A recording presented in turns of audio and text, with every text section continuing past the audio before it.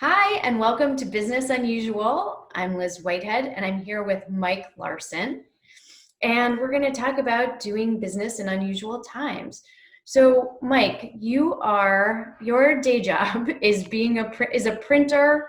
Tell us a little bit about that and what you do. Okay, so what I do, I'm not your typical print sales rep. I have my own company and I represent a number of print vendors. And I do this so that I can help my customers, leverage the right vendor for their project. No company can do everything. So this allows me to, reduce my clients' risk by working with a vendor that has the right equipment, the best pricing, uh, the most efficient process. Yeah, great. And so I initially got in touch with you because you did a pivot because of COVID-19. But before we get into that, are there other crises, the recession, 9/11, things like that, that you've been through in business or that you've learned from? Yeah, I've definitely been through 9/11 and the recession in 2008. Um, 9/11 was not too tough. I was a print buyer at a small design firm then, and we were able to keep things moving. Uh, but 2008, 2009, that recession definitely hit a little harder. In late 2007, I was part of a company that was sold. I was sold as the key employee. So I was a very minor partner in the new enterprise. And um, that enterprise lasted 3 years, and then the family that had bought it decided to get out of it. And I think a big part of it was the recession. And coming out of that, I learned a few things. One was diversification and making sure you had a broad array of clients so that if one sector is hurt, you have the other sectors to sort of work with at that point. um, the other thing that I learned out of that is uh, I like to be my own boss, and I like to be innovative. I like to solve problems. And so as that company closed up in July of 2010, I merged the business, all of my clients, in with a printing company in Rockville, and I went into sales full time. And, that was great because I was really able to help my clients and do what I loved. Uh, Yeah, and you mentioned diversification a couple times. yeah. It's the key, not having all your eggs in one basket. Um, when one of the reasons I got in touch with you was because I saw that you were now making face shields and masks and things like that. And it was one of those things where I was like, oh yeah, I need a face shield. I wouldn't necessarily be like, let's call the printer. So Yeah. how did you come up with that and how is that after? So it's a really interesting story. One of my favorite clients ever, who's sort of a friend as well, she left the DC area 10 years ago to get married and moved to New York and works for the Montefiore hospital system, which is the largest hospital system in the Bronx. She called me, just, we had worked on a lot of interesting projects, sort of pushing the envelope. And she called and said, "Hey, Mike, is there any way you can help us with PPE? We're desperate." Um, and so we got to talking. I approached one of my vendors that I work with to do all my museum exhibition fabrication, interior, exterior decor, signs, banners, all of that. Um, and so we talked and we developed a prototype of a face shield. All of this happened in a span of 4 or 5 days because they were desperate. At the same time, I got involved with a group out of Harvard called the COVID Innovation Center. And it was a group formed by two hospitals, teaching hospitals of Harvard, to bring folks together so all these ideas that were percolating could be developed and hopefully learn from the different people involved, because it was folks like me, makers groups, it was bio engineers, biomedical engineers, it was professors, it was doctors, nurses, everybody. And so we got our face shield made, prototype approved by Montefiore, and honestly, a good thing happened. Um, the plastic manufacturers, mostly it seemed like food packaging, had retooled and stepped up and were making face shields as well. And they were making them at the rate of 100,000 to 200,000 a day. We make 1,000 to 1,500 a day. So, Montefiore was able to order bulk at pennies compared to what we charge because ours are all hand done. But we pivoted and we started selling to government organizations, nonprofits.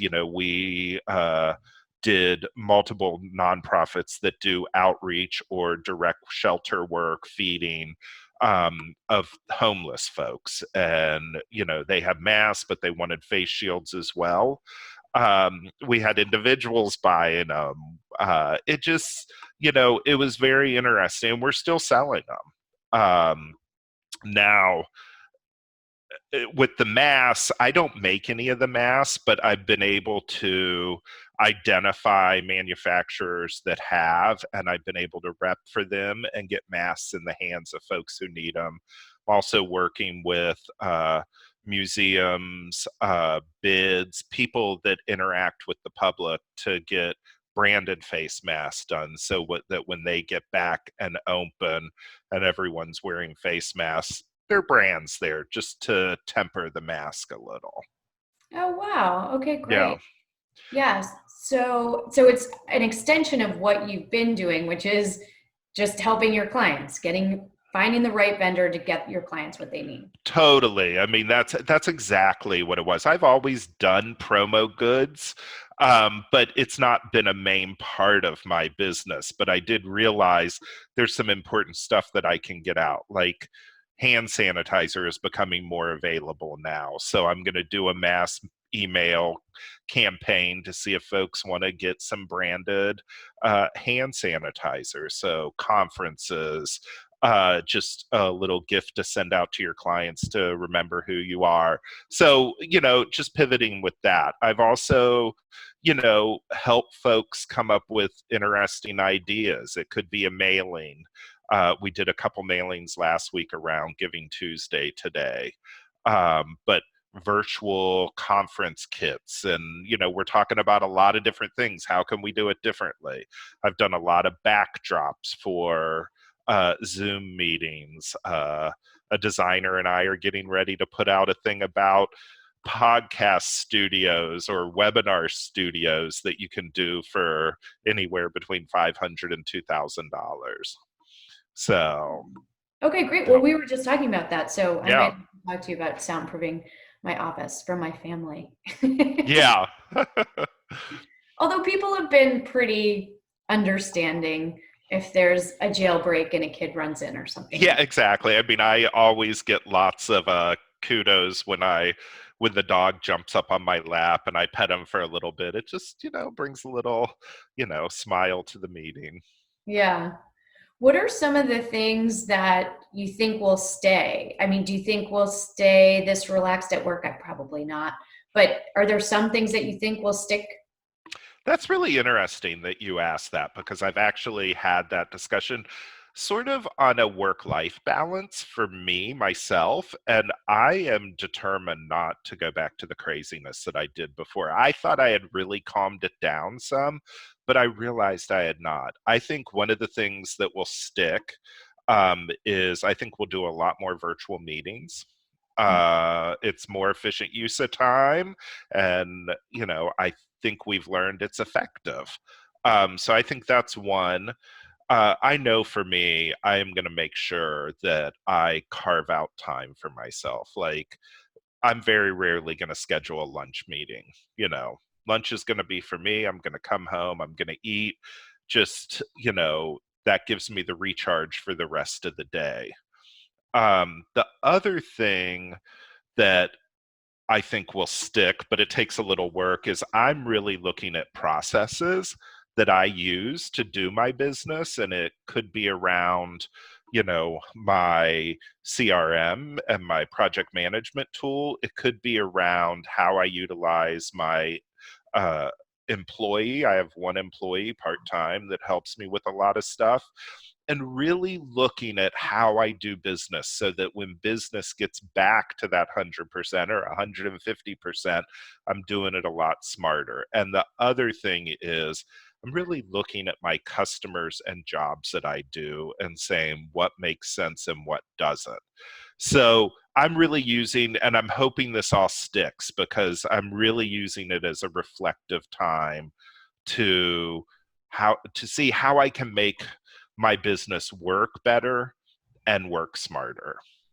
That's really smart. And I know you have you've done that, a lot of that already with your processes and things like that, but it's interesting to hear, yeah, how can I keep some of this reflection time and not just jump back into doing everything? I mean, I've had clients that are like, I like being home. Maybe I'll just retire. Maybe I'll sell my Yeah, business and yeah, retire, yeah. So, Well, it's also been interesting, financially, because, you know, at, at this point, I'm starting to just hemorrhage, because of clients. I mean, I'm fortunate, we are no kids, and we've always used my husband's income as investment income so we can, change how we allocate money.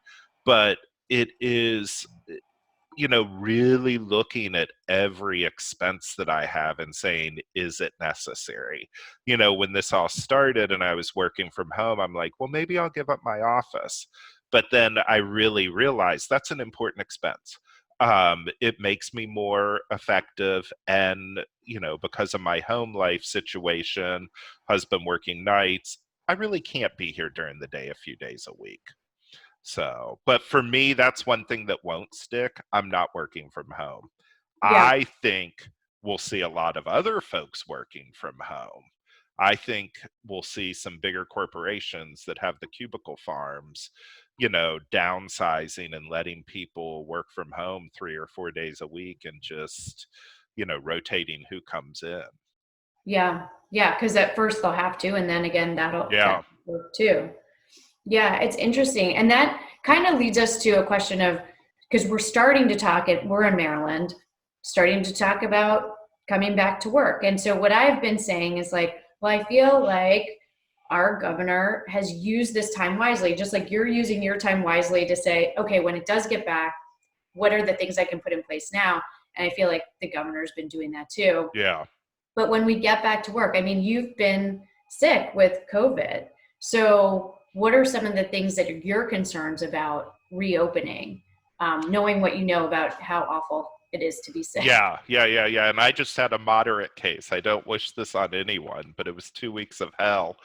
Um, you know, so there's a couple things. Public space in my office building, will they limit our small elevators to one? Excuse the dog. It's the Um, um, will they require masks? Will we have access to the stair to get up? Because now we don't. So a lot of that. The other thing is, what cleaning procedures are they putting in place that are additional to what had been happening before? Do I want them to continue cleaning my office, or do I want to do that myself? There's a lot of different things, Um, it- you know, I sort of feel fortunate because I have had it. So, hopefully that'll give me a little immunity. But I have to be careful too because I live in a building with 144 units. I don't want to bring it back in. So I think there's a lot of unknowns still. Um, but I think discussion is happening. Fortunately, have a fabulous landlord that is, you know, communicates well and dialogues with us. So Yeah. I Yeah. don't have clients come to my office. It's just not the type of work I do. I mean, maybe twice in the last year, I've had a client come to the office just because they wanted to. So I don't worry about that. I think if I was in that type of situation, I would do everything virtually for a while. Yeah, I've seen, and you mentioned the backdrops that you're creating. There'll probably be, for people that don't have cubicles yet or just open plan, maybe more Yeah. celebration and things like that. So yeah, I don't think we've seen the end of pivots too. Yeah. Yeah. Yeah. Great. Well, I am, first of all, I'm so glad you're healthy again. Thank And you. I really appreciate you coming to talk to us on Business Unusual. Any last words or anything else? No, this was great. And, the one thing I am going to work on is I go through all of this, which you have sort of inspired a few months ago, but to get my National Gay and Lesbian Chamber of Commerce certification so that I can add that, area as well. So that's definitely one of the things on my list, has been, but, now I have time. So Fantastic. Awesome. awesome. Thanks so much for this. And we'll see you next time on Business Unusual. Thanks, Liz. Bye. Bye.